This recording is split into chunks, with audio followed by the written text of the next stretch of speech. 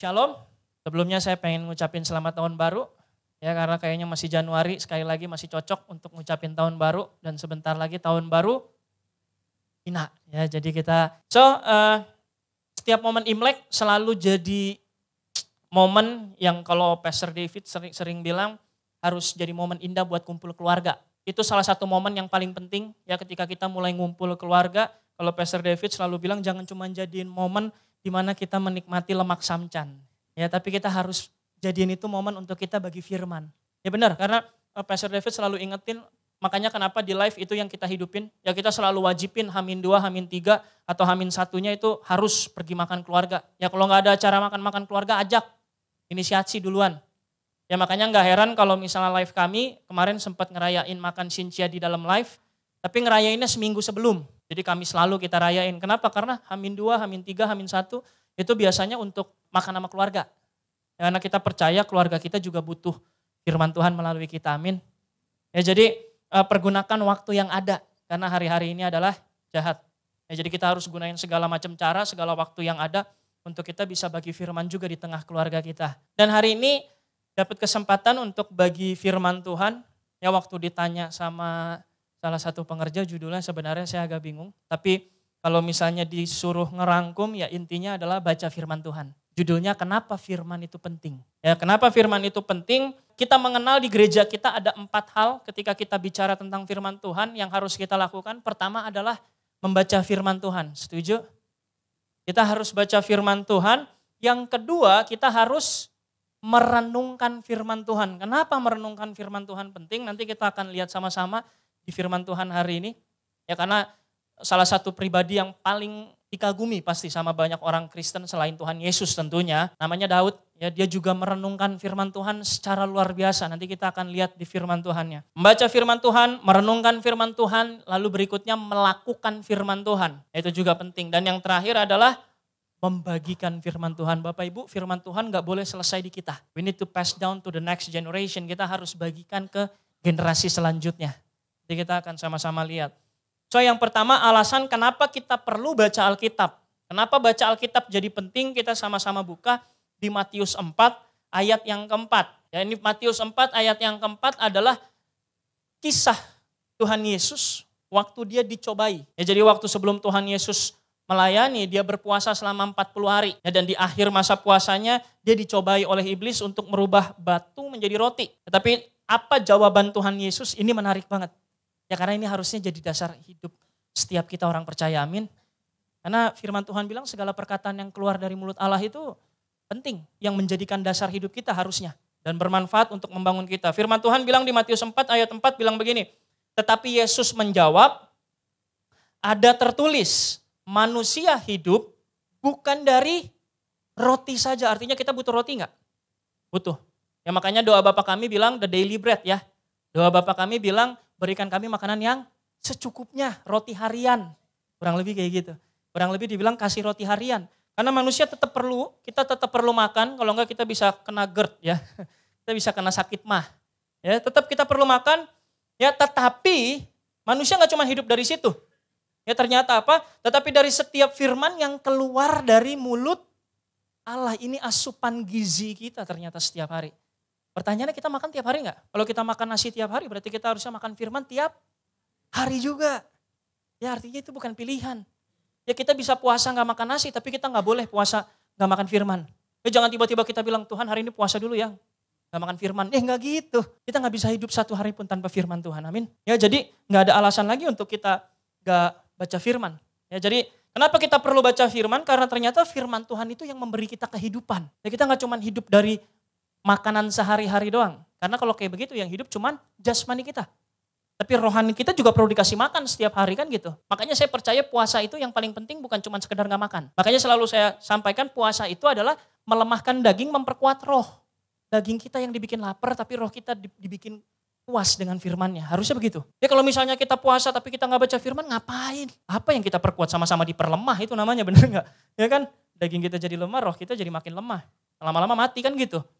Jadi ternyata kita hidup juga dari firman Allah. Yang kedua apa yang firman Tuhan katakan tentang firman-Nya di Efesus 6 ayat 17. Ini alasan kita perlu baca firman Tuhan setiap hari. Yang pertama supaya roh kita hidup. Yang kedua adalah apa? Firman Tuhan adalah pedang roh. Kenapa disebutnya pedang roh? Kenapa bukan mainan? Kenapa bukan alat-alat yang lain? Kenapa bukan kursi? Kenapa bukan meja? Karena Tuhan mau kasih tahu sama kita begini, bahwa setiap hari kita bertempur. Pedang adalah alat perang. Kita nggak bisa menang kalau nggak ada senjata. Namanya perang. Dan firman Tuhan adalah pedang roh. Artinya apa? Setiap hari kita bertempur dengan apa? Banyak keputusan yang harus kita buat. Setiap hari kita mengalami segala pertempuran tanpa kita sadari. Ketika di lampu merah kita memutuskan untuk marah atau sabar. Ya kita mengalami pertempuran setiap hari, kita harus mengambil keputusan demi keputusan. Dan ada ribuan, bahkan puluhan ribu keputusan yang mungkin harus kita buat dalam hidup kita. Haruskah kita membeli sesuatu atau tidak membeli sesuatu? Saya harus nabung atau saya harus beli ini dan itu? Saya harus beli baju baru nggak menjelang Sinja? Itu semua keputusan dan itu semua tertuang dalam firman Tuhan. Bagaimana kita menjadi bijak dalam setiap keputusan kita. Jadi bukan berarti kita santai-santai aja, no. Kita berperang setiap hari. Makanya kita perlu pedang roh. Kita perlu pedang firman. Ya, saya ada sedikit cerita, sempat saya ceritain juga tadi di ibadah satu. Saya ada beberapa waktu yang lalu ada sesuatu yang pengen banget saya beli. Ada satu poin di mana ada keluarga yang ternyata butuh dananya. Saya udah bayar DP Bapak Ibu untuk hal yang saya pengenin itu. Tapi ternyata nilainya cukup besar yang dibutuhin sama keluarga saya harus ngambil keputusan. Saya mau memaksakan, bisa nggak saya memaksakan untuk tetap membeli apa yang mau saya beli? Mungkin bisa. Tapi di situ saya coba merenungkan lagi, firman Tuhan bilang apa ya? Ini kalau saya ngambil keputusan ini tepat nggak nih? Firman Tuhan bilang apa ya? Ya ternyata firman Tuhan bilang apa?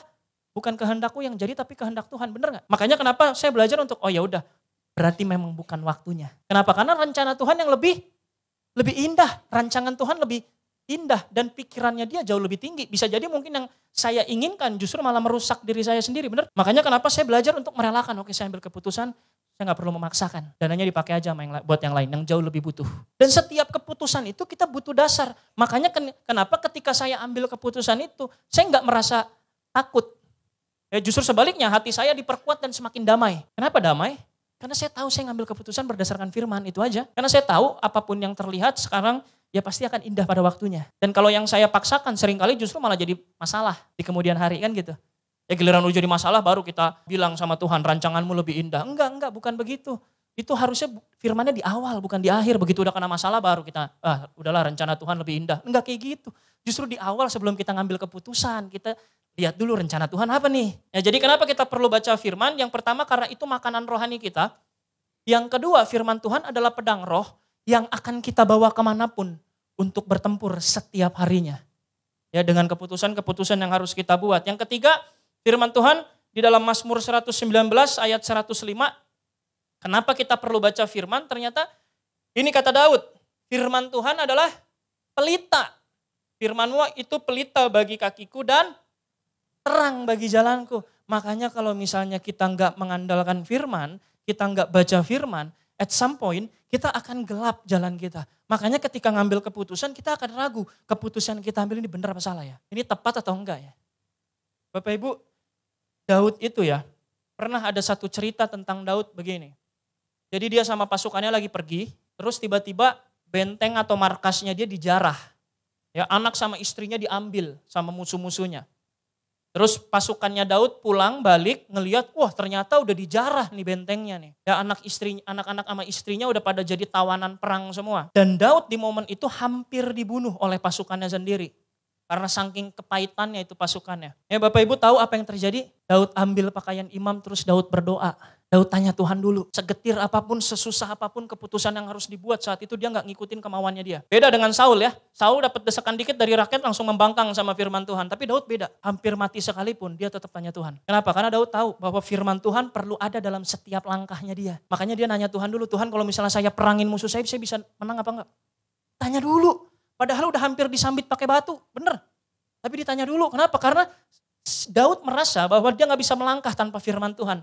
Dia gak bisa melangkah tanpa keputusannya Tuhan. Yang heran adalah manusia zaman sekarang kebanyakan bisa melangkah sendirian tanpa perlu Tuhan. Kita suka lupa pagi nanya Tuhan dulu, Tuhan mau apa? Dan yang paling gampang untuk kita tahu isi hati Tuhan adalah dengan baca firman-Nya. Ya makanya kenapa di ibadah 1 dibilang tadi firman Tuhan itu di 2 Timotius itu dibilang segala tulisan yang diilhamkan Allah. Bayangin betapa indahnya perkataan itu. Bayangin yang menciptakan alam semesta, yang menciptakan kita semua, yang menciptakan matahari dan lain sebagainya. Nulisin sesuatu buat kita. Bapak Ibu SMS operator aja kita suka penasaran, suka buka, bener gak? Ini ada diskon apa hari ini? Masa iya Tuhan yang menciptakan segalanya, yang udah mengilhamkan firman Tuhan dia tulis buat kita gak baca pesannya. Saya mendorong supaya setiap kita sama-sama mengerti betapa pentingnya firman Tuhan setiap hari. Makanya kenapa Daud bilang firman-Mu itu pelita bagiku dan terang bagi jalanku. Dan itu berarti artinya setiap langkahnya Daud dia butuh firman. Setiap langkah hidupnya dia butuh untuk berpegang sama firman Tuhan. Ya, jadi kita paham sekarang kenapa kita perlu baca Alkitab setiap hari, karena itu kehidupan, memberi kita kehidupan. Yang kedua, itu membantu kita dalam pertempuran. Dan yang ketiga, itu membantu kita supaya kita tidak jalan dalam kegelapan. Supaya kita terang, supaya kita ketika kita ngambil keputusan, kita nggak ragu, kita nggak bingung. Tapi sebaliknya kita damai. Kenapa? Karena kita tahu keputusan yang kita ambil benar. Sesuai dengan firman Tuhan, sesuai dengan kebenaran. Itu. Makanya kenapa hal ini penting. Jadi yang pertama, kita perlu membaca firman Tuhan. Dan yang kedua, ya dalam prosesnya apa? Kita perlu merenungkan firman Tuhan. Dan sometimes area merenungkan ini yang seringkali kita suka lupa. Ya makanya kenapa ini penting. Kita sama-sama belajar dari kisah Daud. Di Mazmur 119 ayat 97 sampai 104. Firman Tuhannya bilang begini. Mazmur 19 ayat 97. Betapa kucintai Tauratmu, ini kata Daud. Ya, kata seorang yang berkenan kepada Tuhan, ini Daud. Betapa kucintai Tauratmu, aku merenungkannya apa? Bukan sesekali. Bukan cuma di pagi hari atau di malam hari. Kita kan sering dengar begitu ya. Kita harus doa pagi dan doa malam. Tapi ternyata untuk merenungkan firman Tuhan sepanjang hari. Dari pukul 00 sampai pukul 00. Dari kita bangun tidur sampai kita terlelap tidur. Ternyata itu yang mesti kita lakukan. Kita harus merenungkan firman itu sepanjang hari. Setiap detik, setiap langkah. Makanya Daud bilang tadi setiap langkahnya dia butuh firman. Ya, artinya bukan cuma di pagi hari atau mungkin di malam hari. Apalagi sesekali, apalagi seminggu sekali. Gak akan pernah cukup. Ya, karena harus setiap hari ternyata. Ya 7 hari penuh kita harus renungkan sepanjang hari. Selama 24 jam kita perlu renungkan firman Tuhan. Betapa ku cintai Tauratmu, aku merenungkannya sepanjang hari. Ayat 98, kenapa kita perlu? Nah di sini alasannya. Kenapa kita perlu merenungkan firman itu sepanjang hari? Perintahmu membuat aku lebih bijaksana daripada musuh-musuhku. Makanya tadi ya, beda kadang ada orang yang ngambil keputusan berdasarkan firman Tuhan sama orang yang ngambil keputusan berdasarkan emosinya sesaat. Kenapa? Karena ada kebijaksanaan yang diajarkan sama firman Tuhan. Dan itu baru kita peroleh ketika apa? Kita merenungkannya setiap hari. Sepanjang hari bahkan. Ya lebih dari sekedar setiap hari itu. Setiap detik berarti. Kita perlu renungin, kita perlu ingat firman Tuhan tadi pagi apa ya? Firman Tuhan yang tadi saya baca waktu saat teduh apa ya? Bukan artinya begini, begitu selesai baca, tutup Alkitabnya, keluar terus lupa. Pagi baca apa ya? Jangan-jangan baca apanya juga bingung lagi. Wah baca apa ya? Matius apa Markus ya? Mirip lagi depannya M kan gitu. Enggak, kita harus ingat terus apa yang kita baca semalam. Apa yang kita dapetin semalam. Apa yang harus kita lakukan dengan firman Tuhan yang udah kita terima. Kita harus renungkan itu sepanjang hari ternyata. Bukan cuma sesekali, apalagi seminggu sekali. Karena firman Tuhan yang bilang, dampaknya itu bikin kita menjadi lebih bijaksana. Sebab selama-lamanya itu ada padaku, ayat 99. Aku lebih berakal budi, gak cuma sekedar lebih bijaksana, ternyata lebih berakal budi. Daripada semua pengajarku, sebab peringatan-peringatanmu, kurenungkan. Lihat, Bapak Ibu kata renungan di situ bicara tentang reflection. Kita merefleksikan apa kata firman Tuhan. Makanya setiap habis baca firman Tuhan, sepanjang harinya tetaplah berdoa. Ya, tetaplah berdoa dalam artian ingat terus. Firman Tuhan tadi pagi ngomong apa ya waktu saya saat teduh. Firman Tuhan tadi pagi bicara apa sama saya secara pribadi. Bukan sekedar untuk ngisi absen dong, ngisi absen. Habis baca Alkitab, terus kita udah langsung beraktivitas, terus lupa apa yang udah kita baca sebelumnya. Saya pelayanan di anak muda dan ini sangat sering. Baca Alkitab itu jadi salah satu yang cukup tantangan. Ya kalau mungkin yang udah senior mungkin udah lebih tekun, jauh lebih tekun. Tapi biasanya anak muda ini struggle-nya anak muda nih. Yang sekedar baca Alkitabnya tuh untuk absen. Ya udah kayak di kampus gitu, yang penting masuk gitu kan. Yang penting baca, ya habis baca lupa. Lupa merenungkan ternyata. Ya padahal dampaknya kita jadi lebih bijaksana, kita lebih berakal. Ayat 100, aku lebih mengerti daripada orang-orang tua. Makanya kuncinya bukan tentang lebih tua atau lebih muda. Saya percaya satu hal adalah kuncinya seberapa panjang kita merenungkan firman. Makanya kenapa Paulus mengingatkan Timotius, janganlah seorang pun menganggap engkau rendah karena engkau muda. Karena kuncinya bukan tentang yang lebih tua atau yang lebih muda. Tapi kuncinya seberapa sering kita merenungkan firman Tuhan. Itu yang paling penting. Makanya kenapa proses merenungkan firman Tuhan jadi penting. Aku lebih mengerti daripada orang-orang tua sebab aku memegang titah-titahmu. Terhadap segala jalan kejahatan aku menahan kakiku. Ya, firman Tuhan menjadi sebuah jangkar buat setiap kita. Untuk gak melangkah ke hal-hal yang gak seharusnya kita lewatin. Supaya aku berpegang pada firman-Mu. Ayat 102. Aku tidak menyimpang dari hukum-hukum-Mu sebab engkaulah yang mengajar aku. Kalau kita renungin ayat ini luar biasa banget Bapak Ibu. Yang ngajar Tuhan langsung. Gimana caranya? Baca Alkitab, baca firman Tuhan. Ketika kita baca firman Tuhan, Tuhan sendiri yang ngajarin kita. Dan saya percaya gak ada guru yang lebih baik dari dia, amin. Ya, yang lebih buruk banyak, yang lebih baik gak ada. Cuman Tuhan satu-satunya guru yang paling baik. Kalau dia yang ngajar gak mungkin gagal. Makanya kita perlu renungin setiap hari, kita perlu baca dan renungkan. Ayat 103, betapa manisnya janjimu itu bagi langit-langitku, lebih daripada madu bagi mulutku. Ya makanya kenapa ketika kita merenungkan firman Tuhan dan kita melakukannya, percayalah bahwa gini, kita gak akan ngerasa khawatir. Sebaliknya kita akan merasa damai dan tenang. Kenapa? Karena kita berpegang sama janjinya Tuhan. Kita gak akan ketika kita ngambil keputusan, oh nih benar apa enggak keputusan yang kita ambil? Enggak. Tapi sebaliknya kita akan, tenang aja. Saya tahu bahwa Tuhan udah berjanji kan gitu. Bahwa rancangannya akan lebih indah, amin. That's why kita perlu baca dan renungin. Gak cuma sekedar dibaca, tapi direnungin. Renunginnya bukan sesekali ternyata. Atau bukan di malam hari doang atau di pagi hari doang. Sepanjang hari. Ayat 104, aku beroleh pengertian dari titah-titahmu. Itulah sebabnya aku benci segala jalan dusta. Makanya kenapa dari sini kita ngerti betapa pentingnya proses untuk merenungkan firman Tuhan. Dan bagaimana kita merenungkan firman Tuhan, pikirkan itu sepanjang hari. Apa yang udah kita baca hari ini, pikirkan sepanjang hari. Gitu. Bahkan semalam saya baca di Imamat 13, Bapak Ibu, itu firman Tuhan penuh tantangan Bapak Ibu. Baca tentang penyakit kusta. Dijelasin, ini kalau nanti muncul ini, nanti muncul ini. Masalahnya penyakit kustanya dibahas 2 pasal. 1 pasal 57 ayat. Panjang loh. Cuman buat ngomongin kusta. Saya nanya sama Tuhan, Tuhan kenapa ngomongin kusta aja panjang? Terus saya coba baca, udahlah. Segala tulisan yang diilhamkan Allah pasti bermanfaat mengajar, benar gak? Lalu saya memahami satu hal ketika saya baca di ayat keberapa Tuhan bicara sama saya bahwa gini. Tahu gak yang penyakitan kusta itu siapa? Makanya saya bilang penyakit kita lah yang ditanggungnya. Saya baca penyakit kusta nangis Bapak Ibu. Ternyata dalam perenungannya, ternyata Tuhan mau bilang sesayang itu dia. Kenapa saya menyadari hal itu? Bapak Ibu coba baca Imamat deh waktu penyakit kusta itu disampaikan. Serius, berapa kata najis yang keluar di situ? Ada banyak kata najis. Kalau dia kusta dia harus dinajiskan. Bahkan ketika dia jalan dia harus pakai pakaian yang compang-camping sembari teriak saya najis, saya najis. Betapa najisnya orang kusta. Tapi betapa baiknya Tuhan kita yang menanggung derita itu. Even dari sesuatu yang saya pikir, ngapain sih tentang penyakit kusta dibahas? Ternyata Tuhan mau bicara sesuatu. Tuhan mau kasih tahu bahwa yang penyakitan itu kita. Dan sesayang itu dia sama kita. Makanya dia mau tanggung penyakit kita di kayu salib, amin. Ternyata luar biasa firman Tuhan. Dan kita harus merenungkan itu setiap hari. Kita harus renungin sepanjang hari bahkan. Bukan cuma sesekali. Jadi yang pertama kita mesti baca firman. Yang kedua kita mesti merenungkan, kita udah ngerti kenapa kita perlu renungin firman Tuhan setiap hari. Ya, yang berikutnya adalah kita harus melakukan firman Tuhan. Ya, kenapa melakukan firman Tuhan itu penting? Matius 7 ayat 24 sampai 27 itu dijelasin. Ambil singkat aja terkait waktu. Gini, di kisah ini ada 2 orang yang membangun rumah. Yang satu di atas dasar batu, yang satu di atas dasar pasir. Ya mungkin kita udah sering dengar cerita ini ya.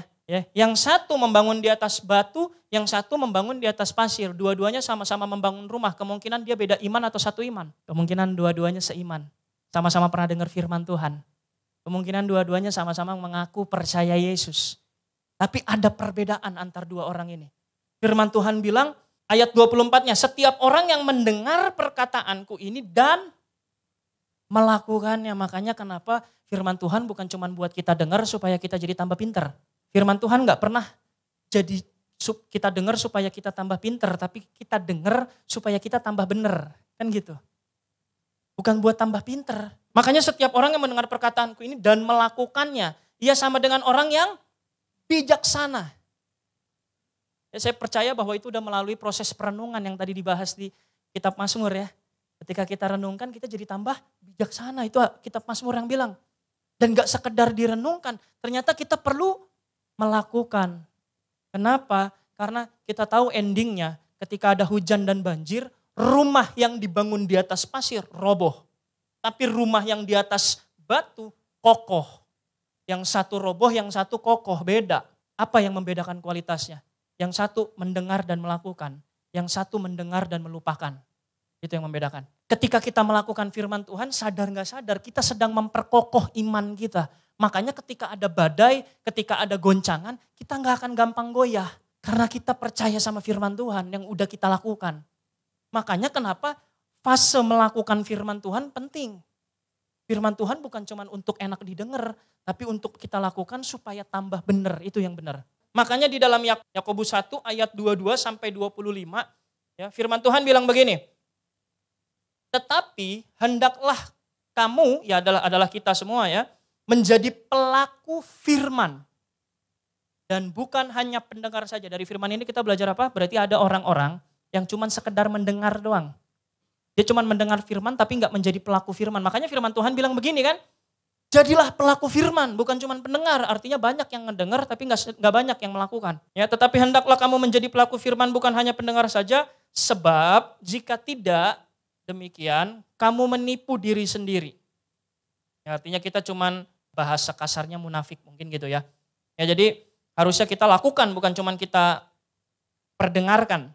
Ya, ayat 23, sebab jika seorang hanya mendengar firman saja dan tidak melakukannya, ia adalah seumpama seorang yang sedang mengamat-amati mukanya yang sebenarnya di depan cermin. Ayat 24, baru saja ia memandang dirinya, ia segera pergi atau ia segera lupa bagaimana rupanya. Ya, kalau kita nggak ngelakuin firman, kita sama kayak orang yang cuman bercermin, terus kita pergi, terus kita lupa bagaimana rupanya. Bapak Ibu, makanya firman Tuhan itu saya percaya satu hal begini. Firman Tuhan itu membuat kita tahu siapa kita. Jawabannya bukan Indonesia ya. Siapa kita? Kita adalah pribadi yang serupa dengan Allah. Makanya kenapa firman Tuhan bilang kalau kita nggak lakuin firman Tuhan, kita kayak orang yang bercermin, abis itu lupa siapa rupa kita. Kita lupa bahwa kita serupa dengan Allah. Itu maksud firmannya. Baru aja kita lihat, terus kita pergi, terus kita lupa. Bagaimana rupanya? Rupa kita tuh segambar dan serupa dengan Allah. Amin. Kita diciptakan segambar dan serupa Allah.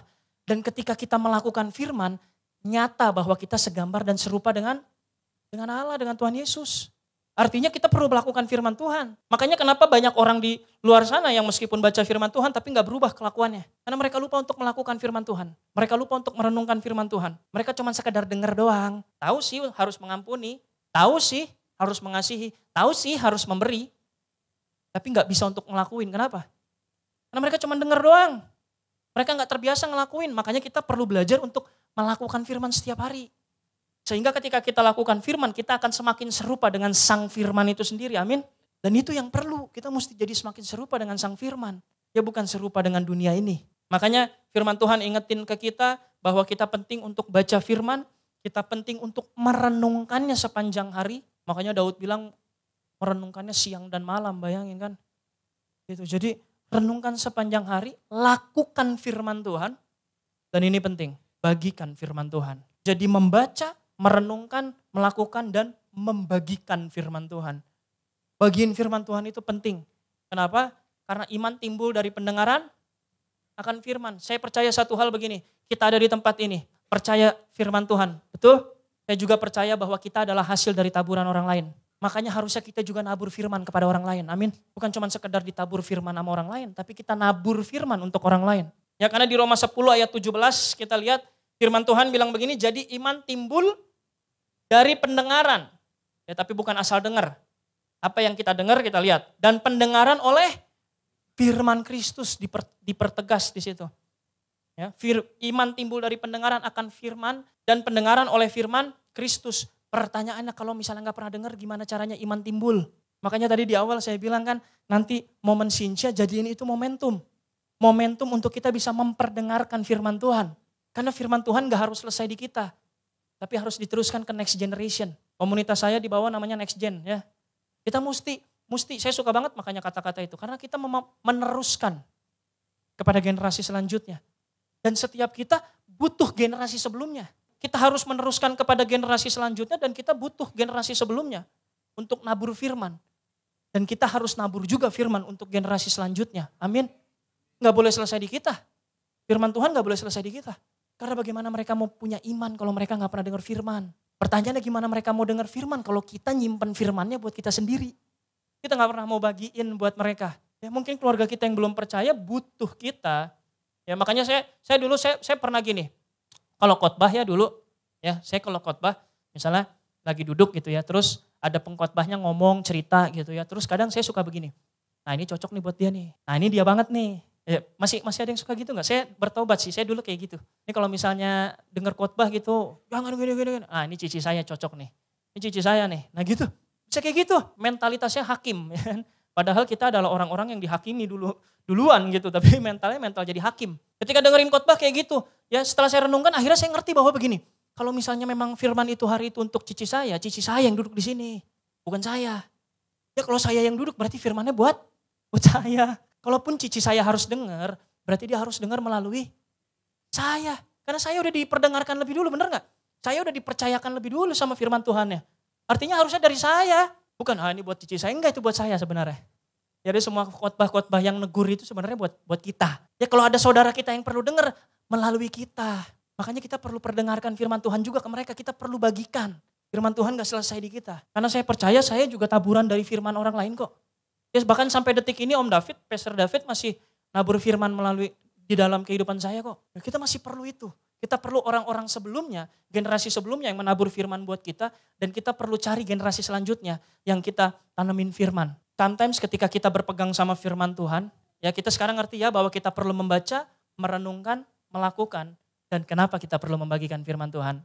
Tapi sometimes ketika kita lagi berpegang teguh sama firman Tuhan, sometimes ada tantangan, bener gak? Saya berapa waktu ini sempat nonton satu film rohani, ya ini filmnya dia rilis 2024 buat film Natal sebetulnya.